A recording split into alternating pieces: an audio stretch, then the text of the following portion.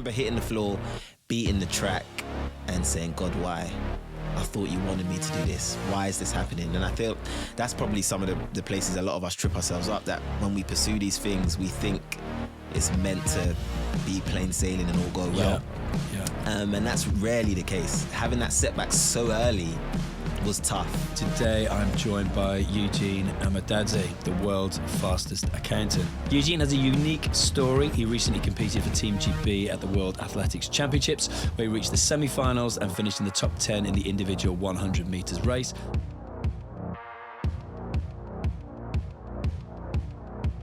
Thank you for coming on the show. Thank you for having me, Alex. Really appreciate you coming in. Hell of a story. So trying to think where to start from, but maybe start early days. And when did you actually first recognise that you had a talent for running and running fast? Yeah, I think if I take you back to the very beginning, probably year 4. So I was primary school age. That's about maybe 9 years old. Yep. And I challenged the so-called fastest person in the school in year 6 to a race, and I won. And from then I was regarded, this kid in year 4 is like the fastest kid in the school. So that was probably my first sort of, okay, I'm probably a little bit quick here, and, school sports days and that sort of thing. Yeah. So that's probably where I first realised I was fast. But again, running's always just been something that was super, super fun to me. Growing up in the household, in the culture I grew up in, my parents from Ghanaian heritage, they very much push the academic side of things. So I've always seen running as just something to, enjoy and have a bit of fun with. Yeah, interesting. It reminded me, and I don't know if you had this in your school, I remember being like the new kid and moving from Wales to England, and first day in the playground was they made me race against the fastest kid in the school, and failing dramatically, running fast, as we were talking earlier, was not my thing. Running longer, further was my thing. Did that become a thing that you challenge every new kid coming into school? Look, it's one of those things in primary school. I don't know what it is, but you line up in the playground, and we used to do there and back. So you'd run to one end of the playground and you'd run back. So I think some people who know me listen to this may say I'm about to lie, but I was an introvert growing up. So actually, when I sort of found out that I had this talent and people kind of, would big me up for it, all of a sudden I started to come out my shell a little bit. So it's actually something that I could be a bit confident about, and, challenging people in racing in school. And of course, I wanted to keep that title, the fastest kid in the school. I was taking on all comers. Love that. And your daughter, is she 2 years old? 2 years old. Okay. Father of 2 daughters as well, but the other end, 14 and 16, different ball game. But I wanted to know, you wouldn't have had it yet then, I guess, like the school race? Listen, even before I got into track and field, I was looking forward to that parent race at my daughter's or my children's sports days where I could absolutely tear apart all the dads. And now that I'm an athlete, I almost feel like it's not going to be the same because they're going to expect me to win. Yeah. They might even say you're not allowed to run. But even now, I've gone to World Championships. I've got aspirations, God willing, to go to the Olympics next year. I think 2006 then, under 16s, you run 100 metres in around 12 seconds. It was at 12.1. 12.1. Yeah, I love it, Alex. You've done your research. I think that was like a school competition. So I did compete, but not like I never joined a club. So I didn't have any formal training. It was very much just something I did as an extracurricular activity. So that was like a county competition. I went to school in Enfield. So I think that 12.1 was even a hand time. I think it would have been running in Enfield somewhere. And it's funny because when I did eventually start the sport and I pop up in 2018, 2019, Power of 10 is like a statistics website where any athlete in the UK, if you want to find out their personal best and their results, you go on that website. So people type my name in and they go on there and they see 2006, 12.1, 12-year gap. And then 2018, he pops up and then it's like, who is this fella? So it's one of those things that people have always asked me that, like, what on earth were you doing between 2006 and 2018? And tell me a little bit about what life was like then as a kid for you. Like you mentioned, come from Ghana. Tell us a little bit about what it was like with growing up with your parents and in your household. Yeah, no, it was a fun household. I've got 2 younger sisters. Mum, dad were about. So, like I said, they always used to say to me, I guess especially being a young black man, that I needed to work twice as hard. And they very much instilled in me the importance of academics and I guess autographing everything that I did with excellence. So, and I, really, really thank them for that. So for me, I went to school and I'd take pride in my work and getting good grades and coming home and being able to say, yeah, you know, I got these A's and things like that. So from a very young age, I had that sort of mentality of, okay, we really need to excel on the academic side of things. So then sport, so track and field, football, just became, I guess, an expression of you know, joy and passion and fun. Yeah. So I could almost enjoy it a little bit more. So I played football a little bit, you know, Saturday league, Sunday league, that sort of thing. And then obviously with track, we'd just compete. And then you'd come home and you'd tell your parents, oh, hey, mum, I won this medal. And, you know, oh, well done, that's okay. You know, but they'd be far more interested in you know, the grades that I was getting. And, you know, I had teachers. It's so funny because I had one of my primary school teachers actually find me on Instagram whilst I was in Budapest for the World Championships. And she couldn't believe, I guess she could, because she actually back then used to say to my parents, oh, get him in a club. You know, he could go to the Olympics and that sort of thing. And so she found me on Instagram and she couldn't believe it. She was like, she's so proud and, you know, seeing me doing it, because she felt like I had the talent to do it. And like I said, I'd not seen or spoken with her for ages, and I was still calling her Miss. And she was like, no, call me by my first name. And I was like, no, I can't do that. You know, and no, it was great. So I think it was nice for me to go through that academic route, because like right now I call myself the world's fastest accountant, right? And love it. I am super, super proud of my accounting qualification, you know, being able to say that, you know, I studied and, you know, passed my exams first time and qualified as a chartered accountant. I feel like it's something for me to, and it's still, one of my proudest achievements. And then I was able to then, you know, actually enjoy, you know, my venture into the track and field space. And that teacher who found you on Instagram, did she tell you, like, was it just a complete accident? It popped up in a feed Literally, or something? I think she'd seen one of the little articles or something. Yeah. I mean, I've been on TikTok and it's just crazy stuff. So I think she'd seen one of the various bits and was like, hold on a minute. I taught this guy, searched my name on Instagram and there I was, and she just jumped into my DMs and it was great. That's brilliant. And was she like a PE or a games teacher, or was she just a subject teacher? Just subject teacher, okay. But you know, in primary school, it's kind of like they kind of catch all. They do, They so. do a few disciplines. Okay. And what was teachers at the school, like the other teachers who would see you and you weren't in a running club, was there much encouragement to get you in? There was a conversation with your parents? Absolutely. And I think even going into secondary school, and I remember another teacher, PE teacher, saying I had a really like a natural running style and it reminded him of sprinter, because I played a lot of football, but I wouldn't say I moved like a footballer, you know, lots of short steps and a lot of sort of lateral movement with the arms and that sort of thing. You know, he said I used to move like a sprinter, and I guess because I was a big fan of the sport, I would try. Whenever I ran, I would always think I'm a sprinter, so I would try and run like a sprinter. I couldn't tell you which specific athlete I picked up the style from, but I just used to just try and run more like a sprinter.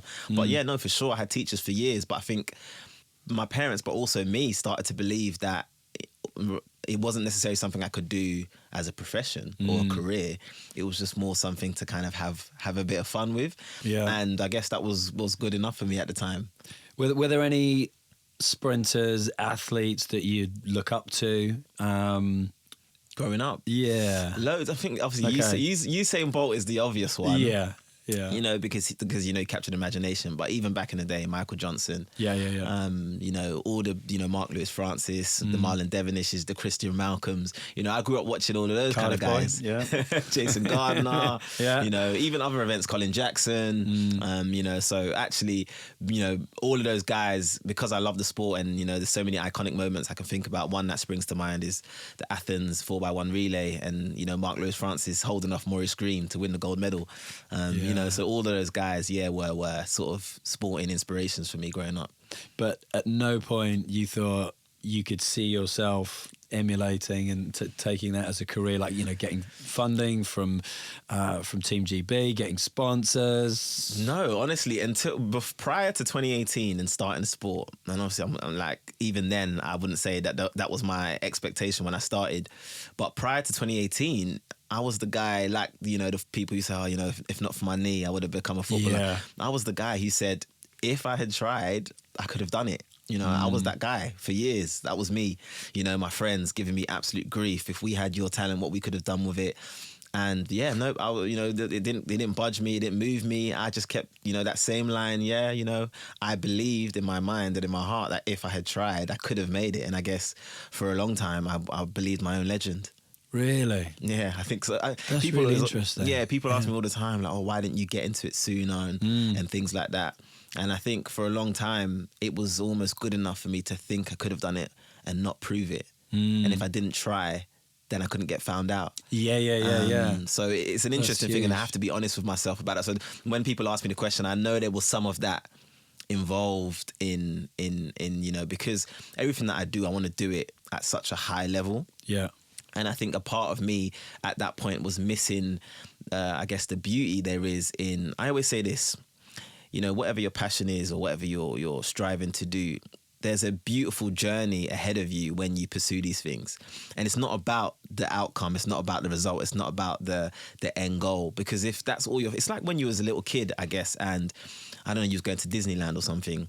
And if all you're thinking about was Disneyland, when you get to Disneyland, it's not going to be as great because your mind and you've just been Disneyland and you would have missed, I don't know, it might have been sights to see on the journey. Correct. And depending on how you chose to travel there could have been some bits that you could have picked up there, family time, whatever it may be. So I describe sort of, pursuing your passions. And in my specific sport, the journey of track and field, okay, yeah, we're judged by how far we can jump, throw, how fast we can run, whatever it may be. But for me, it's about the process and the journey. And there's beautiful things to be learned along that journey, and there's going to be ups and there's going to be downs. But if all you're concerned about is the end result of it, then my goodness, it's going to be boring for one. Yeah. And who wants to be bored? Yeah. So I kind of like a mindset that I have. I like that, and I think it's a couple of things kind of spring to mind. I think it's that thing that whatever journey you go on from A to B, it's never a straight line. And I think you possibly give the best example I've ever seen of that, and it's a zig and a zag, but it is the journey and it is that thing of enjoying the process. But I think a lot of people I speak to don't find that out till much later in life, whereas you've discovered that at a relatively young age that it's about enjoying the process. Is there anything you don't enjoy about the process? And I asked that because, and I can't remember who it was now, but I've interviewed professional rugby players, skiers, etc. And I can't remember who said it to me, but they were giving an example, and they was like, the only thing I couldn't imagine doing would be being a 100-meter athlete and just having to run 100 meters every day there and back. And I was like, well, I think the training's just going to be that. They're like, no, I know, but it's different. Like, you've got a rugby game, you've got a football game, you've got all these structures within a bigger structure. And I know for a sprinter like yourself, you're going to have different transitions within a 100 meters race, for example. But it's funny because the 100 meters is an unbelievably exciting, exhilarating event. I know, it doesn't last very long, but honestly, it's really awesome. I mean, training-wise, is there any part of my training that I don't enjoy my process? Probably, this is going to sound crazy. Actually, maybe it won't sound crazy. Soft tissue massage. Really? I don't know why it's called soft tissue. I'm not a scientist, and I mean, I guess I do understand why it's called soft tissue, but very, very painful. Unbelievably, getting your muscles worked into and broken down. So actually that comes to mind straight away. Well, it's funny because I one of the things I did, I transitioned from working for Richard Branson at Virgin Atlantic to retraining as a personal trainer and a sports injury therapist, and then opening a bunch of sports injury clinics. So I've done the background, and now I go for the most painful. They stand on top of you where I go and dance on you. It's great, so painful. I have tears, but the next day I feel amazing. Right. So I know it's very important, and therapy, physiotherapy. I've got an osteopath. All sorts of physical therapy, very, very important as sprinters. What we do is not natural. What we put our body through. I think my osteo says you put about 8 to 9 times of your body weight on a single limb. Really? At full speed running, Wow. So for me, I weigh about 75 kilos. We're talking 500-600 kilograms of force going through that one limb. That is nice. And you're doing that for about 44-45 steps. And throughout the year, right? So I think it's crazy. So I know how important it is, but I don't enjoy it at all. Because it's like with weight training, you're breaking down those muscle fibers and recovering it. Yeah, absolutely. yeah. That. Yeah. What about an ice bath? You know what? Honestly, I like to think that it's mind over matter, and I'll be like, yeah, I can do this. And I know the first sort of 30 seconds you're meant to I can't do it. I've bailed out of many an ice bath. So I'm not going to sit here and tell you, Alex, it's not really something that's in my staple of recovery modalities. I can't lie to you. Wow. I can't hack it. Okay. I can't hack it. It's too cold. I can't do it. So I'll get in there, and after about 30 seconds, I say, I can't do this. And I was going to invite you down to Bournemouth, where I live, and go in the Seed. We go 12 months of the year. It's February's a good month. It's like sub-5. Not happening. It's not happening. You heard it here first. How disappointing. Okay. I find that really interesting with talking about the journey and enjoying the process as well. That is really cool. We'll definitely come back to that. But tell us the point then, screw it, just do it moment, when you did decide to turn this talent for running and running very fast into something other than the hobby that it was. Yeah, I think, so obviously, like I said, I did it up until school age, so about 16. And then I 17, 18, went off to uni. And the plan was obviously to pick it back up and again at uni. Didn't work out that way. But I think come 2018 and that fateful day when I made a decision, I was just playing football at the time. So I was the type of person, I'll keep myself in good nick. So, going to the gym recreationally and playing a bit of football. And I happened to be playing a pre-season football game adjacent to an athletics track in a place called Woodford in London. And that's actually the club I'm part of now, Woodford Green Athletics Club with Essex Ladies. And me and my best friend were on our way home, and because I love track and field, it doesn't matter if the Olympic Games or a local meeting in London somewhere, I'll still watch it. And I remember sitting down, and we've watched the events going on, and we watched the 100 metres, and I think it was 1 in 11.3, which, funnily enough, I left school with a hand-timed 11.3 personal best. And one of my best friends, his name's Ben, turns over to me and he says, I think you could put a pair of spikes on and beat these guys. Like, come on, Eugene, you've never really tried this. Like, what's going on? And yeah, I guess God will just flick a switch in my head where I always say there's one of my favorite parables in the Bible, and it talks about talents. So you've got this master who's going on a long trip, and he gives a certain amount of talents to his servants. So he gives 5 to 1, 2 to 1, and 1 to the last guy. And he comes back after a long period of time, and he comes to his servants, and then the one with 5 says, hey, I've really worked hard with these talents and I've made 5 more. Then he goes to the next one. Hey, I've really worked hard with these talents. I've got 2 more. Then he goes to the one that he only gave 1. And he says, I was really, really scared. I was fearful. And I buried it. I buried it in the ground. And the master said, so if you knew I was a harsh guy, could you not put it in the bank to get some interest? Because of this evil you've done, I'm going to take this one talent you've got and give it to the guy who's got many. And it's something that's always stuck with me, because I feel like up until that point, I was essentially sitting on this talent. I didn't I'm being honest with myself and saying I didn't realise. Maybe a part of me did realise, but I thought it was too late. And then that day, something said to me, well, what have I got to lose? And all the different things that I might have been fearful about and whatever else just went away. And I turned back to my mate and said, okay. But at that point, there was no expectation of, going to World Championships or anything like that. It was just, okay, I love this sport. I've always enjoyed it. Let me just try something new. And that was honestly the only thing that was in my mind when I started. And I remember having my first session. It's a Tuesday night. And I loved it. And I thought, oh my God, how have I not tried this whole time? This is amazing. My first coach, a fella named Alan, really great guy. And yeah, I used to train with, a bunch of kids, as you will. Most people who start track will start relatively young. So there I am, newly married, career, training with these kids and yeah, just finding my feet. And how old were you at the time then? 26? 26, yes. 26. I started 26. That was winter 2018. Okay. And can you remember what times, first time you ran? So first time I ran, I got put up against some talented kids and I was beating them, and I don't really know what their personal best were at the time, but they're talented kids. So I thought, okay, cool. And so I went through an indoor season, and then I ran my first ever 100 meters, which again is an interesting time. I ran 10:93, which is a second slower than my current PB. But for perspective, that put me, let's say, top 100 ranked in that year, 2019, in the UK. So, I mean, nothing to scream about, but for me, it was kind of like, for my school days, I'd never broke 11 seconds. Yeah. So I just run 10:9. I was like, oh, this is amazing. This is great. Yeah. 2 weeks later, I tear my hamstring. Ah. No way. And my coach had been telling me, oh, you're in 10-4, 10-5 shape, which probably would have put me in about the top 50 ranking for that year. So I remember hitting the ground after that hamstring tear. I mean, hamstring tears, I don't know if you've ever had one. Yeah. They don't feel great. No, I've only done it once. Yeah, pre-season rugby I've had training. 5. Wow, okay. Since I've started. Yeah, as I said, sprint is not natural. I can say to you offline. So yeah, I remember hitting the floor, beating the track and saying, God, why? I thought you wanted me to do this. Why is this happening? And I feel that's probably some of the places a lot of us trip ourselves up, that when we pursue these things, we think it's meant to be plain sailing and all go well. Yeah. And that's rarely the case. And I think, you know, having that setback so early was tough. And I remember I'd been, you know, quite disciplined up to that point. And if I'm being honest with you, I threw my toys out the pram.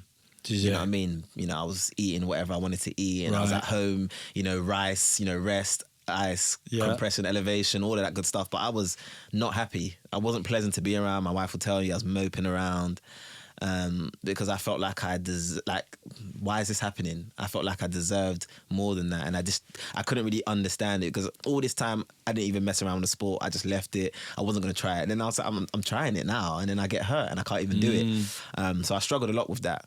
But one of the things that I've learned from that injury and a lot of injuries since is, just because I couldn't run doesn't mean I can't better myself. And I think a lot of the time, it's another little nugget for the people, is that when you're hurt and when you're injured or when you can't do X, Y, Z, you can mope around and you can be, you know, upset about it and whatever else, or you can look at it as an opportunity to work on other things. So for me, it was, okay, if I can't run, then I'm going to be the best in the gym. I'm going to be the best with my diet. I'm going to be the best with my sleep. I'm going to be the best with all these other things. So by the time I was fit, I'd actually elevated my performance. Love that. So that's kind of like the mindset I have now. Like, don't get it twisted. When these setbacks do happen, it can be frustrating. It can be, you know, it can hurt. And I always say, process those emotions and let them work their way through. So if you need to, you know, be a petulant kid for a bit, then do that. But once you've got that out of your system, don't miss the opportunity that you've got to grow in other ways. And it's funny, I posted a little quote on my Instagram yesterday. I can't remember exactly what the quote said, but it essentially said, a victory without any hardship isn't worth anything. Is essentially what the essence of what it was saying. And I was like, wow, this really resonates with me, because it's sweeter when you know you've gone through some adversity to get to that point. So for me, it's like, okay, I've gone through this situation, I've got a bit of adversity, what am I going to do with it? Do you know what I mean? And like your whole slogan of screw it, just do it kind of situation, it's like, okay, cool, this is my situation right now, this is my lot, this is the hand I've been dealt.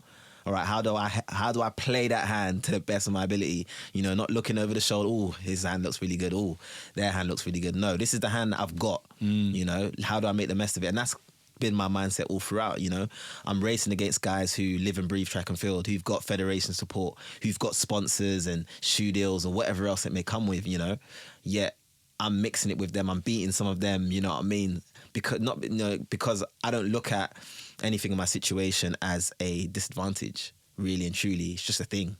It's just my situation. It's just different to somebody else's situation. Yeah, literally. So, okay, he's got that situation. Okay, cool. Good for him. So I give it to God and I say, cool, let's go. And did you come to terms with why tearing your hamstring had come at that time so early in your journey? And I know you're a man of faith, and I remember that story with the talents as well. I hadn't heard that for a long time, but I do remember that one as well. And it's interesting that you thought, you know, you were burying your talent. So yeah, when you did get that obstacle really, really early on, did you process that, and you know, you ask God, why have you done this to me? Yeah, and I think it was like I said, I'm speaking to you now after five years of, you know, maturing. But certainly in 2019 when that happened, I was not happy. And yeah, it was very much, I was looking for answers. You know, why on earth did this happen? Like, I thought, you know, okay, if I'm meant to be doing this, then it's going to be plain sailing, right? That's just the way this is going to go. And no, that's not the way this is going to go, you know? And I very much had to accept. And like I said, after a period of being, you know, a bit of a spoiled brat, it was like, okay, cool, how can I get back faster? Because you could have quit. No, you could have gone, it wasn't for me, was it? And I think for me, it was almost like, because it was so early, it was like, no, I know I've got more to give. I know there's more to give here. And actually, I was quite frustrated, quite annoyed. I'm like, no, I can show more.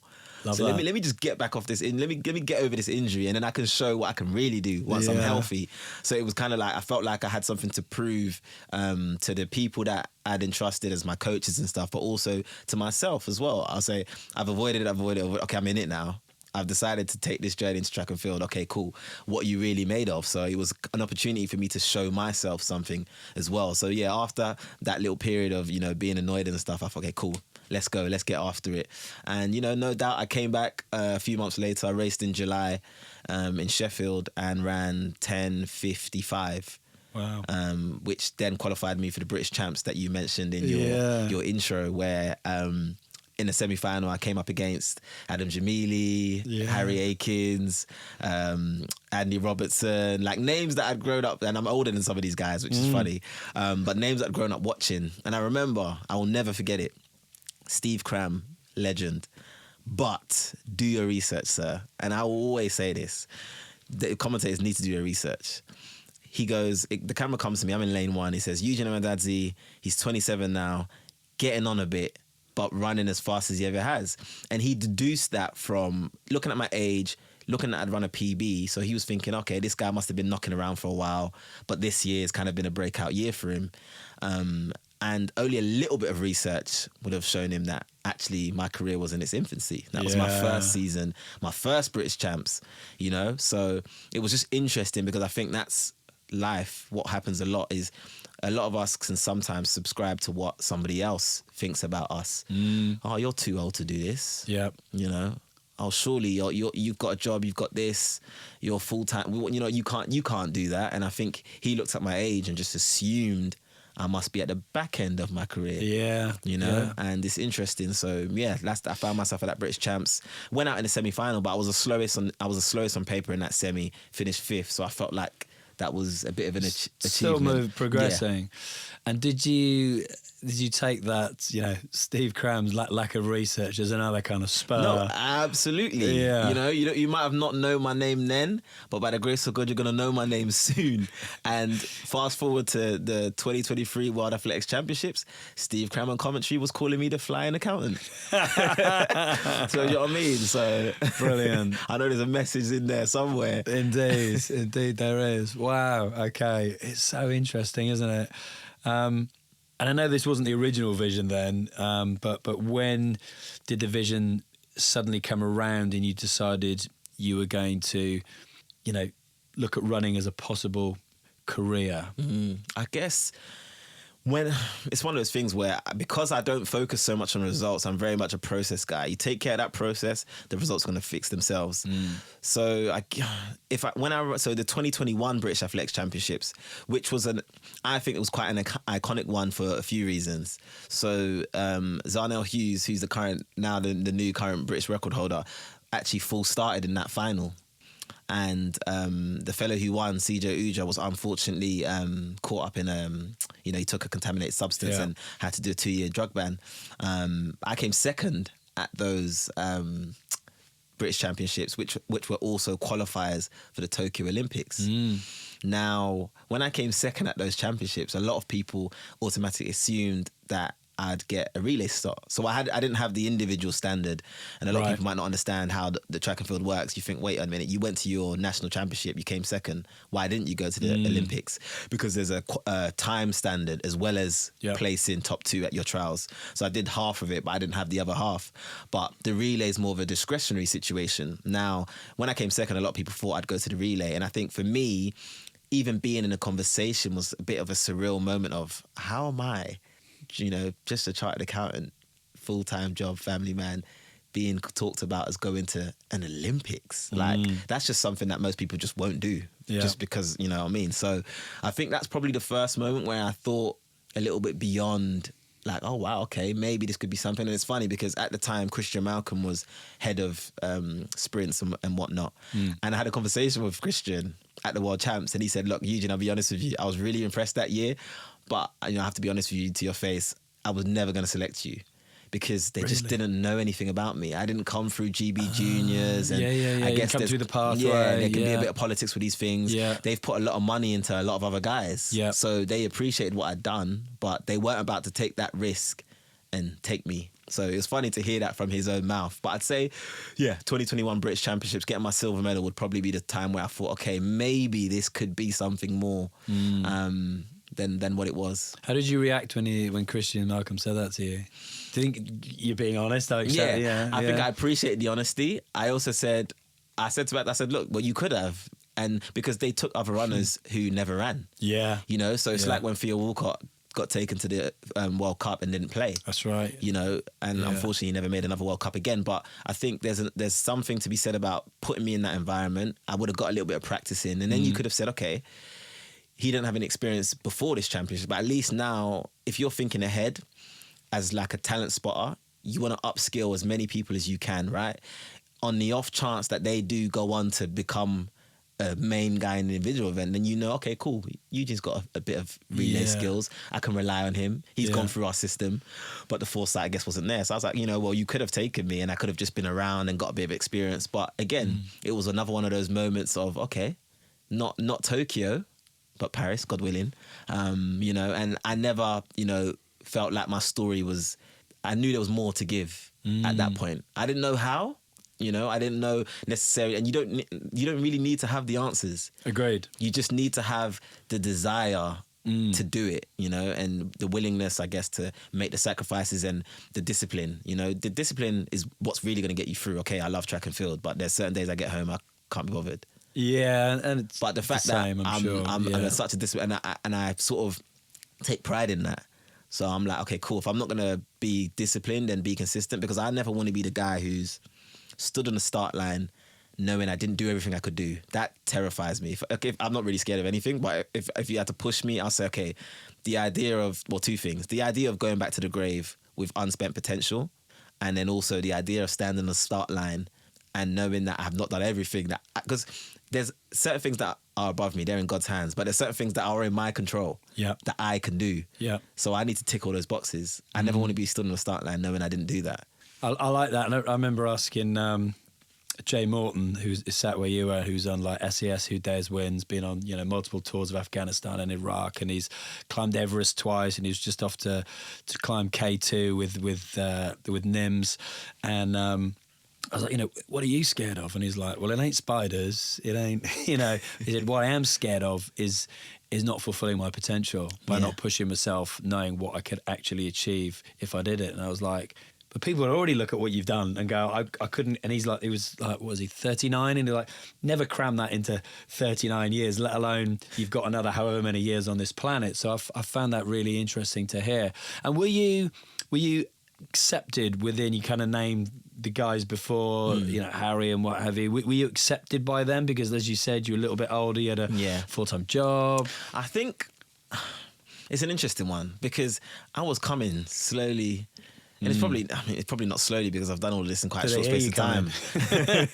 But I feel like slowly but surely the top guys got to know who I was, and I guess prior to actually facing off against me themselves, maybe they wouldn't have really thought much of it. Okay, cool, he's done that, he's done this, but I've done that, I did this as a junior. Those are kind of things that, I'm sure would have been bad, going around the place. But certainly when I arrived, I think it's a thing of I've earned the respect. I've not done many British Championships, but I've medalled at most of the British Championships I've done. Yeah. I think the only two British Championships I haven't medalled at are the two my first two. So my first indoors and my first outdoors are the only ones that I haven't medalled at. I've medalled at the rest. I wasn't at 2021. I'm silver. 2022 I was injured. 2023 bronze. Yeah.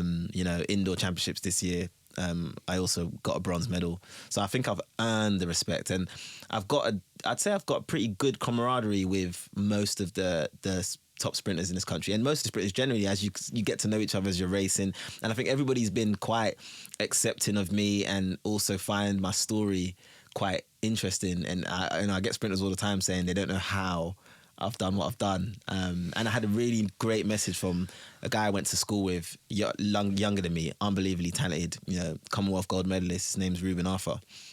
And he sent me a message once, which really touched me. And he said he wished he could be in my position. And I thought, what are you talking about? you've got a Commonwealth gold medal, like, you know, you're one of the fastest men in British history, and I kind of aspire to have some of the achievements you have. Yeah. And he said, look, you're now one of the fastest guys in the UK. You've got a wife, you've got a career. Things that as he was now getting to the end of his career and looking to do other things, he wished he had.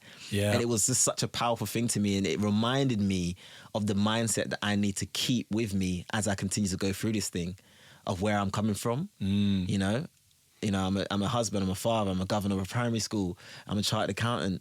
There are far more significant and important things going on in my actual life than there ever will be on the track. Yeah. So go out there and enjoy this talent God's given you and have fun with it. You know what I mean? Be out there, have a smile on your face.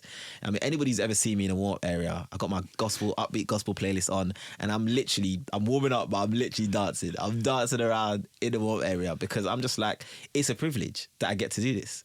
But yeah, it was a really powerful thing that he said to me, you know, at that time. And it's very much something I tried to channel, you know, that I've come into this different. So whenever people are saying, oh wow, like this story is crazy and then I'm like, you know what? Yeah. And I need to always remember that the outcome of a race isn't like a life or death situation for me. That's really powerful to hear that. Lots of different questions come off the back of that as well.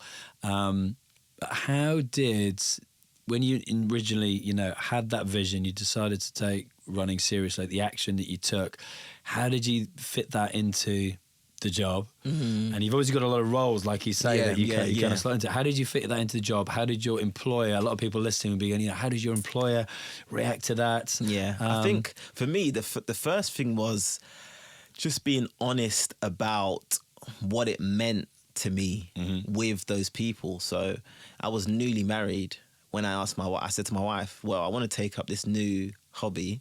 It means that a couple of nights a week I'm going to be out of the house. Is that cool? I remember in 2020 when I wanted to switch coaches. So I was with club coaches, but I wanted to go to like a professional coach. So I'm with Steve Fudge now, who's coached Adam Jamili, James Asalu, Asher Phillip, Imani Lansako, like OJ Deborah, and he's coached some top guys. And I needed to see him in the week. At the time, it was 1 day a week. And how's this going to work? Because I've got 9 to 5. So it was being honest. I said, rather than, I guess, not having the courage to actually speak to my employer, I said, okay, cool. Let me speak to my finance director and see what can happen. So I spoke to him and said, this is the situation. And at that time, I wasn't doing it at the level I'm doing it now. I was a top 50 guy in the country kind of situation, you know, versus where I'm at in the world right now. And they literally made a contractual provision for me to make it work. And, you know, and I've moved around the business since. So he said, look, let's make it a contractual situation. So if you move around and you're under different guys, you'll be protected. Yeah, it's not just on a promise. Yeah, but even when I've moved around, those other FDs have honoured it. And they've been equally supportive. And this was even before I was doing it at the level I'm doing it now. And it was because I had the courage to, you know, speak out and say, look, this is really, really important to me. It's kind of a package deal almost, like, you know. But, you know, so yeah, I think for me, it's like, yeah, you know, speaking to my wife, you know, speaking to my employer, you know, I'm a governor of a primary school now and, you know, they're aware. So, you know, all these different parties are aware. And I guess they, you know, they give me that grace. Yeah. You know, we know this guy's wearing quite a few hats. My coach as well, you know. Sometimes this duality is so difficult.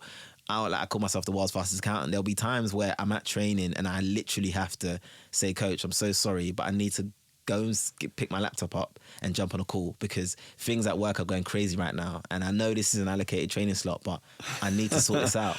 And he'll be looking at me like, you can't be serious, because he's not experienced anything like this before. No, of course not. And he's had to learn as much as I've had to learn, you know. But literally, so I'll be there, camera off because I'm in training gear, jumping is cool. Sometimes I'm in my car, sometimes I'm in the changing rooms, you know, and I just do whatever I need to do to make it work.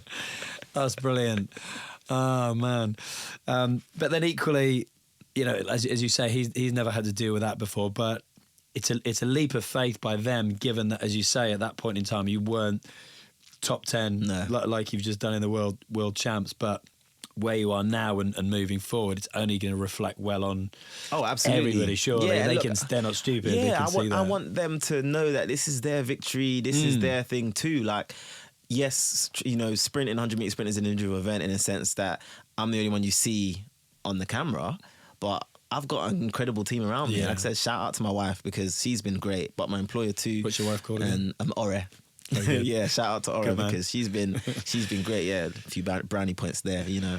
So yeah, she's been great, you know. And I think, you know, all of those different parties, you know, being supportive of it is what's helped me get to this point, you know. So people ask me, how on earth are you, you know, a husband, a father, full-time accountant, governor of a primary school, you know, and an elite athlete all at the same time. It is a very difficult balancing act. And my coach always says to me, it's almost like you've got like this bath and various different taps, and you need to be mindful, careful that the bath doesn't overflow.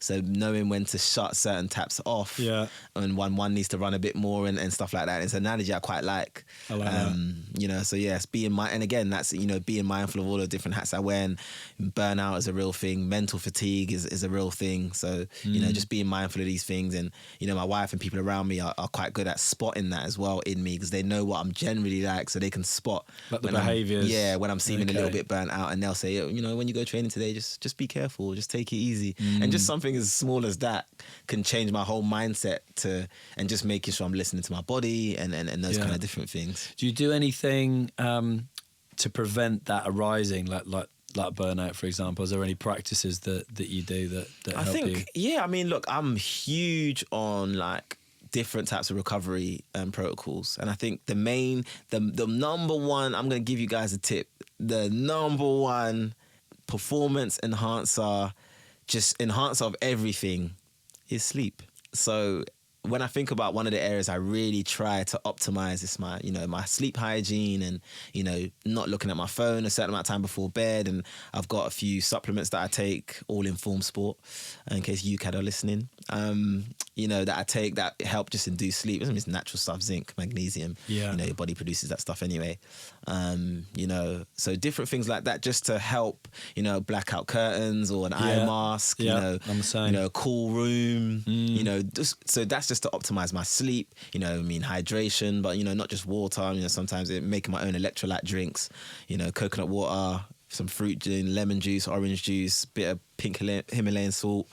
You know, that's a nice little electrolyte drink I like to make. So things like that, my hydration, my nutrition, my sleep, you know, just to make sure that I'm recovering as well as I can, as possible, from you know, at least the rigors of my track training. So physically I'm well. And then I guess feeding myself in terms of my mental side and my emotions, my spirit, you know, being in my word, praying regularly, reading my Bible regularly, just to make sure I'm filled up on my faith side of things. I almost feel like my faith is a currency.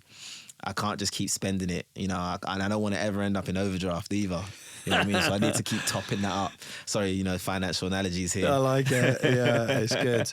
It's good to hear as well, though. So like my eldest daughter's just gone from doing her GCSEs, which she did very well in, to pursuing her passion, which is dancing. So going to Performing Arts College, but that will also give her 3 A levels. So she's got the education. Nice. Yeah. But all of a sudden, she's gone from dancing 2 evenings a week to last week, I dropped her off at 8:30. She finished at 3 o'clock, and that was dancing all day. She then auditioned for 90 minutes. She then went to a original dance academy that she does 2 evenings a week for another 3 hours in the evening. And I'm like, I'm trying to have a conversation about, funnily enough, electrolytes, sleep, nutrition, and it's a tough challenge, I have to say, Eugene. Trying to tell her at 16 to listen to me. But I think it's funny because it's the age thing. Because people always say to me like, and I've got one of my uncles. He's one of my really, really strong supporters, and he's always like, I'm so angry at your parents, man. Like, they should have got you this thing when you was young. And I said to him, no, Unc, listen. If I'd got this thing when I first started when I was young, maybe I would have had a little bit of success, get a little contract, got a little money now, feeling myself. Do you know what I mean? The mindset, I might have not been able to continue it and have the discipline and everything else that I needed to get to now. And I think when we're young, it's different. Like when I was 16, I don't think I warmed up. You just got out there, you just get into it. Whereas now I want for an hour to run 10 seconds. So I think it's so funny, when you're young, you think you're invincible. I mean, I did everything when I was young. Cross country, football, sprinting. I did everything, and there was no warm up involved. And I was active all day, every day. You know what I mean? But yeah, keep plugging away. Keep plugging away. I think when they see the connection between those things and getting better at their craft, then they'll be interested, because it's a selfish. If nothing else, you'll be like, okay, cool. If I can get better, okay, cool. I'll sleep a bit more. Yeah. You know, I'll do this, I'll do that kind of thing. I'll stay hydrated. It was interesting as well what you said. I've forgotten the name that you mentioned, but the athlete who said that they were jealous of you in a Ruben way. Arthur. Ruben, that was it. And I remember chatting last year to Alex Good, who's Harlequins in England, fullback rugby union. And I think he's 34, 35. And the conversation took a complete turn, and we kind of went down that rabbit hole during the conversation for a very long time. But it was literally like, this is the last season I've signed up for. I don't know if I'm going to get another contract. I'm like, okay, well, that can be, exciting. What else you've got lined up? What are you going to pursue? And it's like, I've got nothing, and it scares me to death. And I was just like, whoa. Saracens Rugby Club, European champions, British champions. And I was like, what do you and the other guys in the changing room talk about? We don't talk about it. Nobody talks about it. Nobody talks about retirement. And I'm like, surely a club of that size has things like that you're plugging into different courses. You're looking at maybe some of the sponsors in the club have different job opportunities. And I saw that he'd just signed a contract to go again for another year this season. I thought maybe that's given him the breathing space to do that. But I thought that's really interesting that at that age, he didn't know what he wanted to do, scared him to death. Yet you come at it from the completely different angle, that you have a trade ultimately that you can take. You could take anywhere in the world. You could do it from a laptop. You could do it virtually. It doesn't matter, does it? Yeah, 100%. No, and it's something, like I said, I've grown to appreciate it even more. And when he sent me that message, just growing to appreciate it even more. And I think it's something that I'm actually, passionate about, because, like you said, a lot of people tie their identity to it. And if you've been doing it for your whole life, from when you was, young kid to, early 30s, which is like the beginning of life still, It's a scam that people say, oh, in your 30s, you're old, you're not old. I used to think 30-year-olds were old until I turned 30. Absolutely. And then I was like, okay, we're not old. Prime years ahead. Yes. But yeah, no, it's I can imagine how scary it can be. You're thinking, and I heard another former sprinter speaking about how, he's done all that stuff and he's getting to 30s and he doesn't know what he's going to do, and all his peers have, fully fledged careers, and they're, well into that. And I think it's one of those things. I think more organisations, and I shout out to my agent, Deji, Gateway Sports, because I know it's something he's really passionate about. So all the talent he works with, he's always thinking about long-term partnerships. Makes sense. He's always thinking about, how can I leverage this space, that space for beyond, and okay, I'm in the track and field space or the swimming space or the judo space or all the other spaces that he's got talent in. But he's always thinking about, okay, how can we do bits that have nothing to do with that? So if they're not competing, if they're injured, if they missed the cut in the Olympic Games, they didn't make the final, whatever, they can still eat. They can still add value. And it's about trying to separate, because we're human beings first. So it's like trying to make that separation between the human and the athlete. So that's why shout out to my agent, because I know he's really passionate about that, and I know for everybody under his stable, he's thinking about how he can do that to help alleviate those kind of fears that athletes may have. And I think a word of advice to anybody who may be listening to this in that space or wondering if they were to go, like, when you're in that space, leverage the opportunity to network.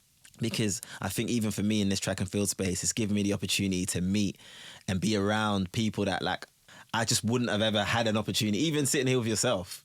Do you know what I'm trying to say?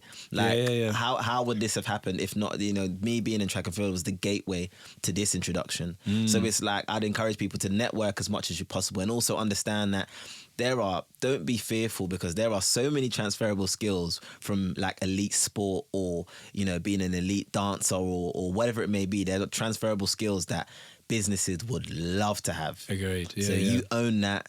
What I mean? You show that and you go in there, they would love to have it. So know that even though you've spent a life competing in whatever field it may be or whatever, you've got things, intangibles that you can offer. Trust me, I've been in the corporate world for, 10 years now. Yeah. And the amount of things that I've learned from the corporate world that are helping me in elite sport, it works the same way. Interesting. And it's funny, because people always say to me that that my superpower is connecting people. And I said that's only come since I started doing the podcast 7 years ago. But if someone had told me again when I was 16 or something to start connecting with people and networking, I probably would have looked at them like they were mad. But knowing what I now know, I would have been, oh yeah, I would just do that over and over again. It is another currency. It's another currency. Correct. Talking about like connections, the first time you popped up on my radar was BBC Sport website, break in 10 seconds. Talk me through that. Graz, was that right? Yeah, Graz in Austria. I mean, the Austrians are great. And for any Austrians, shout out to the Austrian people because they love their track and field and they created a great environment. And it's funny because, so obviously that wasn't even the race I wanted to do. There was another race in Germany that I really wanted to do. Right. Couldn't get into that meet, unfortunately. So me ended up in Graz in Austria. It was almost like we had to settle for it. But look, every sprinter wants to cross the line and see 3 numbers, see 9 something. And I had never experienced that before. And I can't say that I felt like I was going to do it. My coach said that he felt like it was possible. But, it's just, average normal meeting in Austria. It's not like a Diamond League meeting, which is kind of like the creme de la creme of the track and field circuit. It's not a World Championships or an Olympic Games, which is obviously top level in terms of international competition. It's just a normal meeting on the circuit. It was not even like the highest of levels. But I was like, cool, this is the race we got. Off we go. And I remember the day before, I felt awful. It's another lesson. What, physically? Yeah. Don't go off how you feel, kids. Do you know what I mean? Because your feelings will lie to you. Your feelings will lie to you. And it's something that's funny. When I got married and the priest who married us, always said that, love isn't a feeling, it's an action. If you rely on feelings, you're not going to make it. Because one day I wake up, I don't feel like being married. And then the next day, you know what I mean? But yeah, I didn't even feel that great physically. But come that day, I thought, okay, cool. Something's cooking here.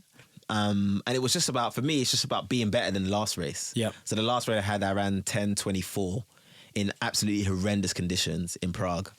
So I just thought, okay, this is a normal day. It's not raining, still air. I could work with that. And I remember in the heat before, so you have like a first round, I ran 10:10, which at the time was still one of my fastest times ever. I think my second fastest time ever. My PB at the time was 10:05. And then my coach was, okay, good race. He had a bit of an issue at the start. I had a bit of a slow reaction to the gun. Was the fella next to me twitched. And I remember coming out for the final and I heard the gun go and I just went for it. Like just pure sort of animalistic, just went for it. And my training partner was in the race. His PB's 10:03, so he's not too much slower than myself. And he'd been right there with me all season. We've been doing the same races. He's been with 100 for me. So I remember just thinking to myself, he's going to be coming. So do not let your foot off that pedal. And I literally felt like I was flying. Crossed the line. And I didn't know what it was. I just saw 9 and I just went nuts. I was shouting and you see the pictures. I'm just screaming. Yeah. And I was just going crazy. Even now thinking about it and even when I watch the videos, it's such a special moment. And God willing, I'll be running sub 10 many more times in the future. But the first one is always the special one. And I remember running back and saying, what was the wind? Because in track and field... About to ask you. Was it still... It was 0.1, basically nothing. And I was like, yes, thank God. And it was just one of those just special moments. And I guess that's really when I think I arrived on more of an international type of level. Up until that point, people may have known who I was, but running sub 10 isn't something that isn't going to go noticed in the track and field space. And I think, I guess because of the whole world's fastest accountant thing, it's kind of gone outside the track and field space. So yeah, Ben Bloom, the guy who did the article for BBC, I really enjoyed sitting down and talking with him. And world's fastest accountant, did you come up with that yourself? Or I did. You did? Okay, I was going to double check that. Yeah, inspired by my agent actually, Deji. He was kind of like, because I'm big on this, like in this life, a lot of us want handouts. Gimme. But I was very passionate about, what am I bringing to the table? And there was this podcast that myself and Deji had watched, and it spoke about, just focus on getting hot and it will come to you. Do you know what I mean? Don't worry about, just get hot and it will come to you. So for me, the world's fastest accountant thing was part of me trying to build my own story, build my own brand, my own narrative, something that I'm in control of, and have something that I'm bringing to the table. So if I have the blessing and pleasure of working with people in future, I can feel like I'm bringing something to the table. Yeah. So that's where it came from. Plus, people think accountants are squares. You know, these boring guys, you know, spreadsheets all day, you know. And I think it was me wanting to show something else, you know, about an accountant. I don't know if you know, if you've ever seen the film with Ben Affleck, the spy film, The Accountant. Yeah, okay. And I remember just hearing that title and you think, oh, okay, what's this about? You Yeah. know, so when I came up with it myself, it was kind of like, yeah, you know, the world's fastest accountant. And my wife thought it was really cheesy at the time. Did she? Yeah. Now she's like, oh, no. Yeah. But yeah, it's funny because I almost feel like people don't really know what I'm talking about. And it's funny because I've had people say, oh, does it mean he's fast at like doing people's accounts? Does it mean he's fast at tax returns? I didn't even think of that. So, you know what I mean? So it's Didn't even think of interesting. that. So yeah, that was kind of something that I literally just came up with myself, and it seems to have taken. It does. Yeah. It does. And to talk about getting hot then, what about the recent World Championships where you reached semi-finals, right. finished top 10, 100 metres individual, and then top 4 in the 100 metre in the relay, which we talked about a little bit as well. Tell me a little bit about that, because that's been getting hot and getting hotter and hotter and hotter and hotter and hotter. Yeah, no, the World Champs was crazy. And for people who don't really know much about track and field, I always say to them, I went to the World Cup of Athletics. Like, you know, only the Olympics in track and field terms is bigger. And there I was, the world's fastest accountant on the world stage, you know, mixing it with the best in the world. I had so much fun, first and foremost. If you're not having fun, guys, then what's the point?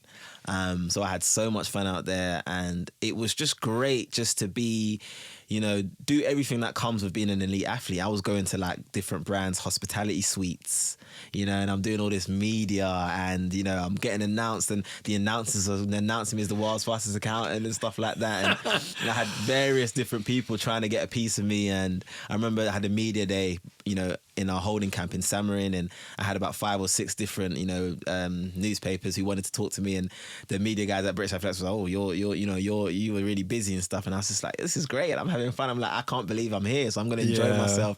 I'm going to have a massive smile on my face. But honestly, it was great. Like, for me, I went out there, you know, with complete, like, there was no imposter syndrome whatsoever. I earned my spot to get to this place, so I'm not about to go there and be shy and meek about it. You know, I'm gonna have fun, and I'm gonna enjoy myself. I'm gonna show my personality, you know, and I'm gonna try and encourage people and show people that look, there is. People say the sky's the limit. There is no limit. Yeah. Do you know what I mean? Our mindsets are our biggest, you know, hurdle, our biggest stumbling block. It's our, you know, what we can comprehend. So just don't stop putting limits on yourself, because I was up there on the world stage and I had a lot of fun. So I was, you know, I remember my semi-final, I raced against the now world champion Noah Lyles. I raced against the Olympic champion, who I placed ahead of.